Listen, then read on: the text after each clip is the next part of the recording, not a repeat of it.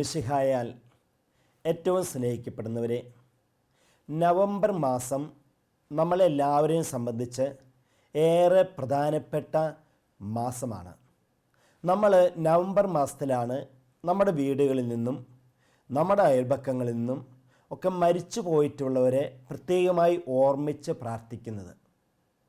നമ്മളെ വളർത്തിയവർ, നമുക്ക് ജന്മം തന്ന മാതാപിതാക്കൾ, നമ്മുടെ പ്രിയപ്പെട്ടവർ, നമ്മുടെ നന്മ മാത്രം ആഗ്രഹിക്കുന്നവർ, ഇനി ഏതെങ്കിലും തരത്തിൽ നമ്മളെ ദ്രോഹിച്ചിട്ടുള്ളവർ ആരുമാകട്ടെ, മരണം വഴിയായി വേർപെട്ടു പോയിട്ടുള്ളവരെ ഓർമ്മിച്ച് പ്രാർത്ഥിക്കുന്ന ഏറ്റവും പ്രധാനപ്പെട്ട ഒരു മാസമാണ് നവംബർ മാസം. അതുകൊണ്ട് തന്നെ ഇന്ന് നമ്മൾ ശുദ്ധീകരണ സ്ഥലത്തിലെ ആത്മാക്കളെക്കുറിച്ച്, അവർക്ക് വേണ്ടി പ്രാർത്ഥിക്കേണ്ടതിൻ്റെ ആവശ്യകതയെക്കുറിച്ച് അല്പസമയം ദൈവവചനത്തിലൂടെ ഒന്ന് ധ്യാനിച്ച് പ്രാർത്ഥിക്കുകയാണ്. പ്രിയപ്പെട്ടവരെ, ഇന്ന് അതുകൊണ്ട് തന്നെ കർത്താവ് നമുക്ക് നൽകുന്ന വചനം വിശുദ്ധ പൗലോസ്ലീഹ റോമക്കാർക്ക് എഴുതിയ ലേഖനം 3-ാം അധ്യായം 21 മുതൽ 26 വരെയുള്ള ദൈവവചന ഭാഗമാണ്.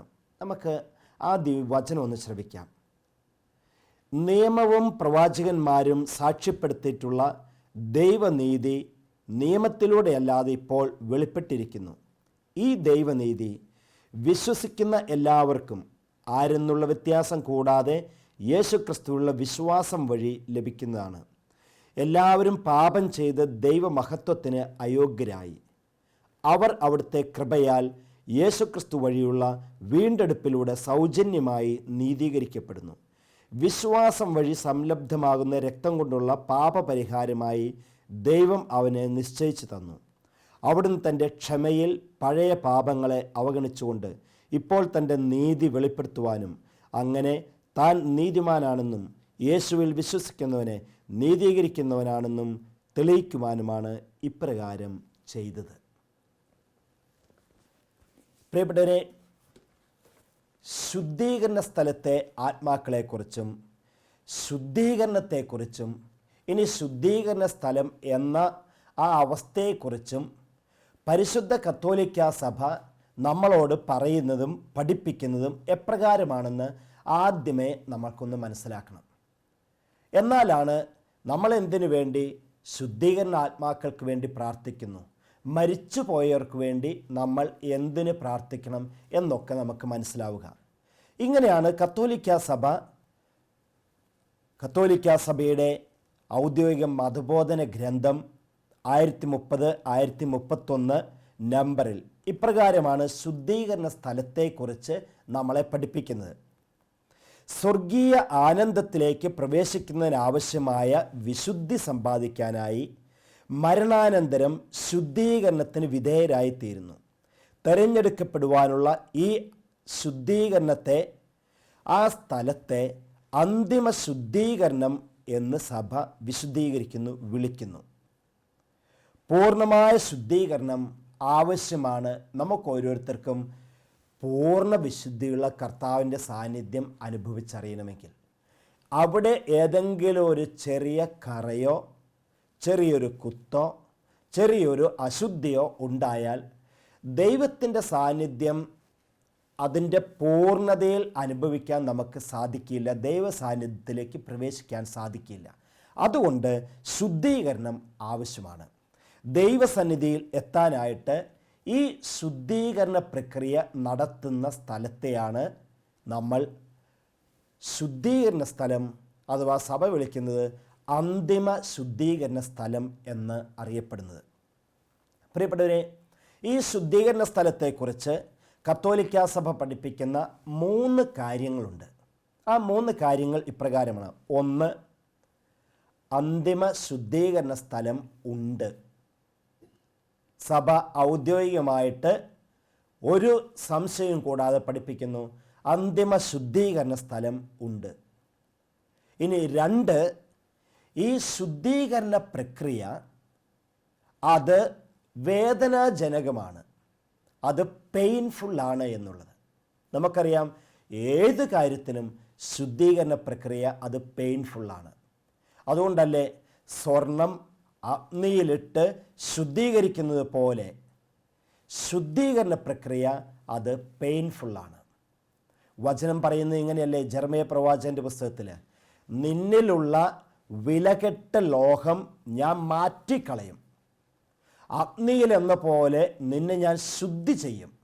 അപ്പോൾ ആ പ്രക്രിയയ്ക്ക്, ഈ പ്രോസസ്സ്, അത് വേദനയുണ്ട്, അത് പെയിൻഫുള്ളാണ്. അപ്പോൾ സഭ പഠിപ്പിക്കുന്നത് ശുദ്ധീകരണ പ്രക്രിയ വേദനാജനകമാണ്. ഇതാണ് രണ്ടാമത്തെ കാര്യം. മൂന്നാമതായിട്ട്, ഈ ഭൂമിയിലെ നമ്മുടെ പ്രാർത്ഥന ശുദ്ധീകരണ പ്രക്രിയ സാധ്യമാക്കി തീർക്കും. വളരെ പ്രധാനപ്പെട്ട 3 കാര്യങ്ങളാണ് കത്തോലിക്കാ സഭ പഠിപ്പിക്കുന്നത്.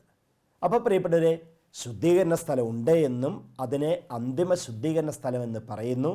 2, ഈ ശുദ്ധീകരണ പ്രക്രിയ വേദനാജനകമാണ് എന്നും. മൂന്നാമതായിട്ട്, ഈ ഭൂമിയിൽ ജീവിച്ചിരിക്കുന്ന നമ്മുടെ പ്രാർത്ഥനയിലൂടെ ഈ ശുദ്ധീകരണ പ്രക്രിയ സാധ്യമായി തീരും. അങ്ങനെ അവസാനത്തെ ചെറിയ കറ പോലും മായ്ച്ചു കളയപ്പെട്ട് സ്വർഗത്തിലേക്ക് പ്രവേശിക്കാനായിട്ട് സാധിക്കുമെന്നും വചനം കത്തോലിക്കാ സഭ നമ്മളെ പഠിപ്പിക്കുന്നു. അപ്പോൾ പ്രിയപ്പെട്ടവരെ, പെട്ടെന്നൊരു ചോദ്യം വരും. കർത്താവ് യേശു മിശിഹ കുരിശിൽ മരിച്ച്, സഹിച്ച്, മരിച്ച്, ഉദ്ധാനം ചെയ്തപ്പോൾ നമ്മളെ പാപത്തിൽ നിന്ന് രക്ഷിച്ചില്ലേ? അതിനു വേണ്ടിയിട്ടല്ലേ ഈശോ മരിച്ചത്? പിന്നെന്തിന് ഇങ്ങനെ ഒരു ശുദ്ധീകരണ സ്ഥലമെന്ന്? ശരിയാണ്. നിത്യനരകാഗ്നിയിൽ നിന്ന് കർത്താവ് യേശു മിശിഹ എന്നെയും നമ്മളെ ഓരോരുത്തരെയും തൻ്റെ സഹനത്തിലൂടെ, കുരിശുമരണത്തിലൂടെ, ഉദ്ധാനത്തിലൂടെ രക്ഷിച്ചു. അതുകൊണ്ടാണ് പൗലോസ് ശ്ലീഹ കൊറിന്ത്യക്കാർക്ക് എഴുതിയ ലേഖനത്തിൽ പറയുന്നത്, യേശു കുരിശിൽ രക്തം ചിന്തിക്കൊണ്ട് പിശാചിനെ പരസ്യമായ അവഹേളന പാത്രമാക്കി തീർത്തു എന്ന്. എങ്ങനെയാ? പിശാചിൻ്റെ അടിമത്തത്തിൽ നിന്ന് നമ്മളെ നിത്യമായും രക്ഷിച്ചു. അപ്പോൾ പിന്നെ പ്രിയപ്പെട്ടവരെ, പെട്ടെന്ന് നമ്മൾ ചോദിക്കേണ്ട ഒരു ചോദ്യമാണ്, ഒരു കാര്യമാണ്, പിന്നെ എന്തിനാണ് ഇങ്ങനെ ശുദ്ധീകരണ സ്ഥലം എന്ന സ്ഥലം ഉണ്ടെന്നും അങ്ങനെ ഒരു അവസ്ഥയുണ്ടെന്നും പ്രാർത്ഥിക്കണമെന്നും പറയുന്നത്? കാരണം ഇതാണ്, കർത്താവ് യേശു മിശിഹ നമ്മളെ നിത്യ നരകാഗ്നിയിൽ നിന്ന് രക്ഷിച്ചു, ഇറ്റേണൽ ഡെത്തിൽ നിന്ന് രക്ഷിച്ചു.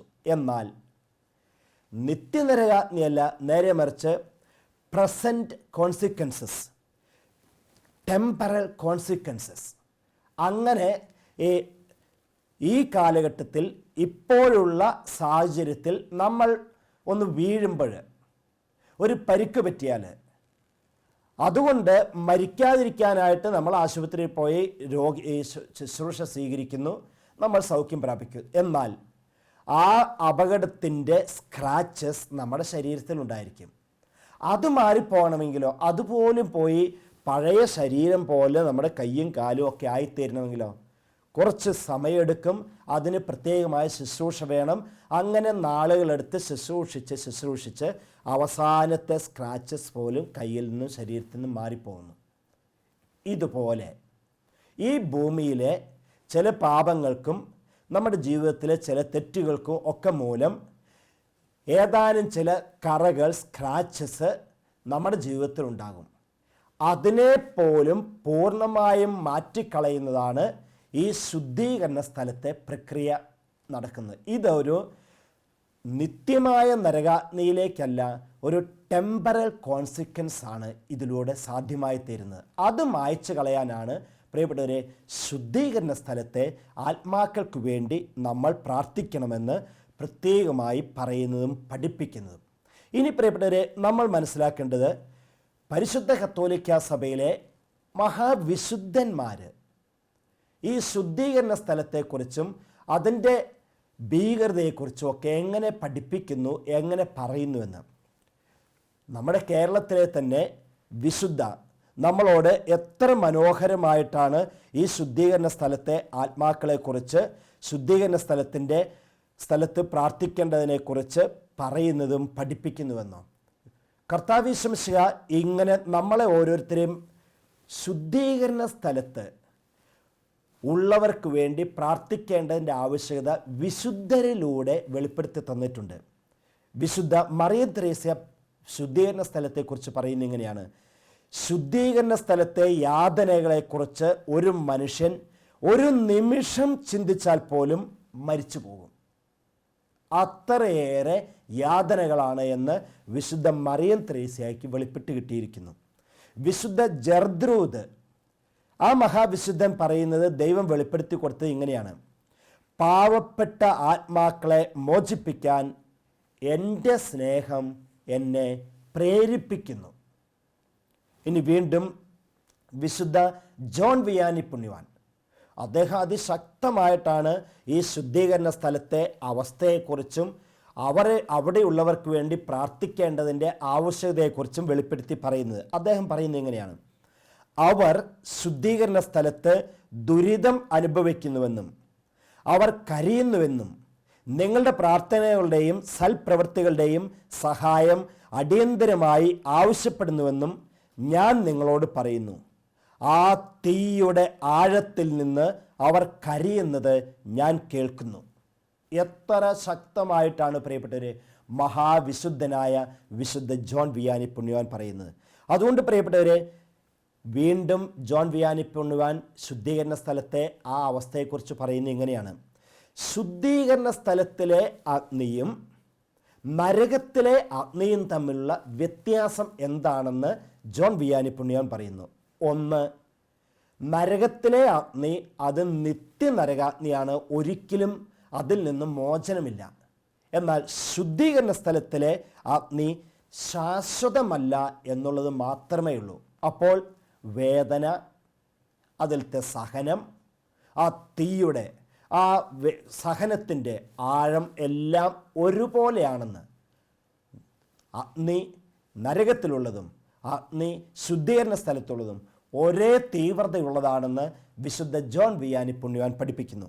ഇനി saint Paul of the cross, കുരിശിൻ്റെ വിശുദ്ധ പൗലോസ് നമ്മളെ പറയുന്നത് ഇങ്ങനെയാണ് നമ്മളോട് പറയുന്നത്: ജീവിതകാലത്ത് ശുദ്ധീകരണ സ്ഥലത്തിലെ ആത്മാക്കളോട് നാം ദയ കാണിച്ചിട്ടുണ്ടെങ്കിൽ ആ സഹായം നമ്മുടെ മരണശേഷം നമുക്കും നിഷേധിക്കപ്പെടുകയില്ല.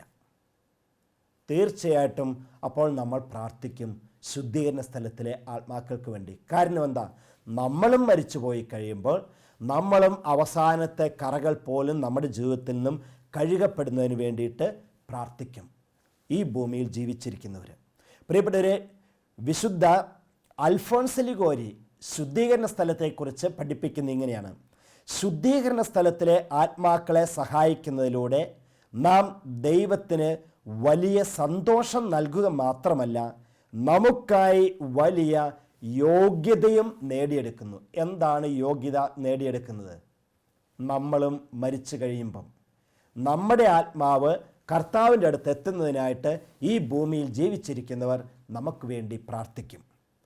ഫുൾട്ടൻ ജേഷീൻ എന്ന മഹാപ്രഭാഷകനും വിശുദ്ധ പദവിയിലേക്ക് വൈകാതെ തന്നെ എത്തുമെന്ന് കത്തോലിക്ക സഭ മുഴുവൻ പ്രതീക്ഷിക്കുന്നതുമായ ആ മഹാപ്രഭാഷകൻ ഇങ്ങനെയാണ് പറയുന്നത്. ഫുൾട്ടൻ ജേഷീൻ പറയുന്നു: നാം സ്വർഗത്തിൽ പ്രവേശിക്കുമ്പോൾ അവരിൽ പലരെയും നാം കാണും. ആരിൽ പലരെയും?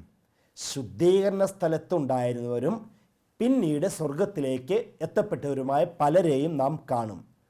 അവർ നമ്മുടെ അടുത്തേക്ക് അപ്പോൾ വന്ന് നന്ദി പ്രകാശിപ്പിക്കും.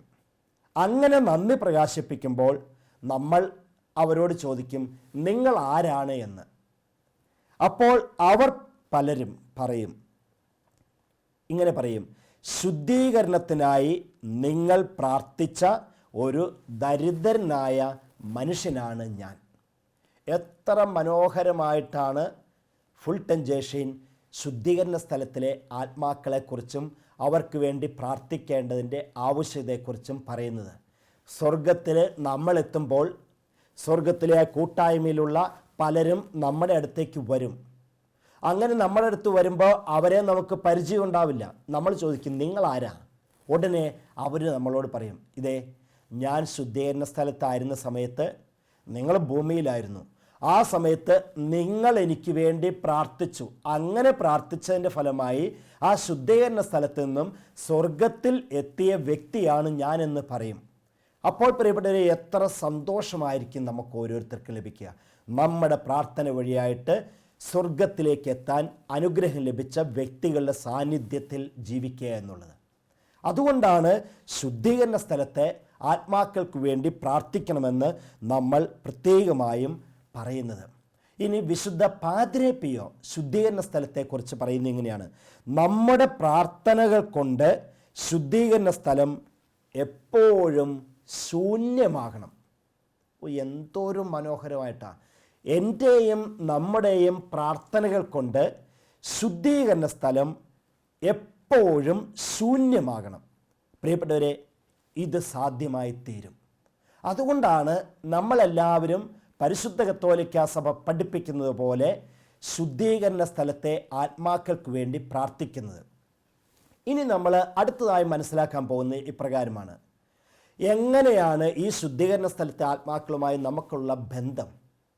നമുക്കറിയാം, കത്തോലിക്കാ സഭ എന്ന് പറഞ്ഞാൽ അത് മൂന്നായിട്ട് പരിശുദ്ധ കത്തോലിക്കാ സഭയുടെ ഔദ്യോഗിക പ്രബോധന ഗ്രന്ഥം തന്നെ വിഭജിച്ചിട്ടുണ്ട്. നമ്മളത് പഠിക്കുന്നുണ്ട്. 1 വിജയസഭ, 2 സഹനസഭ, 3 സമരസഭ. വിജയസഭ എന്ന് പറഞ്ഞാൽ ഈ ഭൂമിയിൽ ജീവിച്ച് കർത്താവിനോട് ചേർന്ന് ജീവിച്ച് പിശാചിനെ പാപത്തെയൊക്കെ മാറ്റിക്കളഞ്ഞ് മരിച്ച് സ്വർഗത്തിലെത്തിയ വിശുദ്ധാത്മാക്കളുടെ കൂട്ടായ്മ, അതാണ് വിജയസഭ. 2 സഹനസഭ, ഈ ഭൂമിയിൽ ജീവിച്ചപ്പോൾ ഏതെങ്കിലുമൊക്കെ പാപത്തിന് വിധേയപ്പെട്ട് ജീവിച്ച് മരിച്ചുപോയി കഴിഞ്ഞപ്പോൾ ഈ ശുദ്ധീകരണ സ്ഥലത്ത് കിടന്ന് സഹിക്കുന്ന ആത്മാക്കളുടെ സഭ, അതാണ് സഹനസഭ. 3 സമരസഭ, ഇപ്പോൾ ഈ ലോകത്തിലെ കർത്താവിനോട് ചേർന്ന് നിന്ന് ജീവിക്കുന്ന നമ്മൾ ഓരോരുത്തരും സമരസഭ. നീതിക്ക് വേണ്ടി, സത്യത്തിന് വേണ്ടി, വിശുദ്ധിക്ക് വേണ്ടി സമരം ചെയ്ത് പിശാചിനോട് സമരം ചെയ്ത് ജീവിക്കുന്ന സഭ സമരസഭ. പ്രിയപ്പെട്ടവരെ, അപ്പോൾ ഇത് മൂന്നും തമ്മിൽ അഭേദ്യമായ ബന്ധമുണ്ട്. ഒരിക്കലും അറുത്തും മാറ്റി അവസാനിപ്പിക്കാൻ പറ്റാത്ത വിധത്തിലുള്ള ബന്ധമാണ് വിജയസഭയും സഹനസഭയും സമരസഭയും തമ്മിലുള്ളത്. അതെങ്ങനെയാണ്?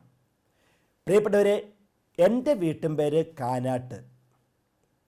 കാനാട്ട് എന്ന തറവാട്ടിലുള്ള ഒരു വ്യക്തിയാണ് ഞാൻ. ഈ കാനാട്ട് എന്ന വീട്ടുപേരിലുള്ള ആ തറവാട്ടിലെ അനേകം ആളുകളുണ്ട്, തായ്വേരുകൾ. എനിക്ക് മുൻപേ ജനിച്ചവർ, ജനിച്ച് മരിച്ചുപോയവർ, എനിക്ക് ശേഷമുള്ളവർ, അങ്ങനെ 100 കണക്കിന് 1000 വ്യക്തികളുണ്ട്. അതിൽ കൂടുതൽ പേര് മരിച്ചു പോയിട്ടുണ്ട്. അവരിൽ പലരും ഒരുപക്ഷെ ശുദ്ധീകരണ സ്ഥലത്തായിരിക്കും. അപ്പം പ്രിയപ്പെട്ടവരെ, നമ്മുടെ ബന്ധുക്കളിൽ ആരെങ്കിലും ഒരാൾ വേദനിക്കുമ്പം, തീരെ ദാരിദ്ര്യത്തിലാണെന്ന്, നമ്മുടെ സഹോദരങ്ങൾ അങ്ങേയറ്റം വിഷമത്തിലാണ് കഴിയുന്നത് കാണുമ്പം നമ്മൾ സഹായിക്കില്ലേ? തീർച്ചയായിട്ടും സഹായിക്കും. അങ്ങനെയാണെങ്കിൽ ശുദ്ധീകരണ സ്ഥലത്ത് എൻ്റെയും നമ്മുടെയും പ്രാർത്ഥന ആവശ്യമായിക്കൊണ്ട് ജീവിക്കുന്ന, അവിടെ കിടക്കുന്ന നമ്മുടെ ബന്ധുക്കൾക്ക് വേണ്ടി നമുക്ക് സഹായിക്കണ്ടേ? നമ്മൾ സഹായിക്കും, നമ്മൾ സഹായിക്കണം. അങ്ങനെ നോക്കുമ്പോൾ പ്രിയപ്പെട്ടവരെ, എപ്പോഴും ശുദ്ധീകരണ സ്ഥലത്തിലെ ആത്മാക്കൾക്ക് വേണ്ടി പ്രാർത്ഥിക്കേണ്ടത് അങ്ങേയറ്റം അനിവാര്യമായ കാര്യമാണ്.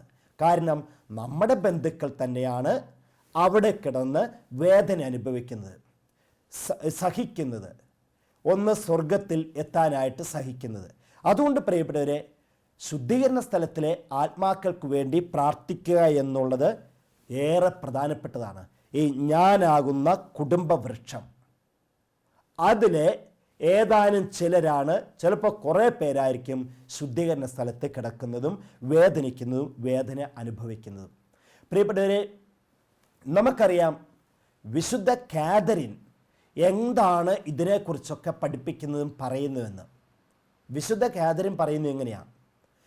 സൂര്യൻ ഒരിക്കലും ഇങ്ങനെ ഉദിക്കാത്തത് കൊണ്ടല്ല പലപ്പോഴും നമുക്ക് പ്രകാശം കിട്ടാത്തത്, ഒരു വസ്തുവിലേക്ക് പ്രകാശം എത്തിച്ചേരാത്തത്.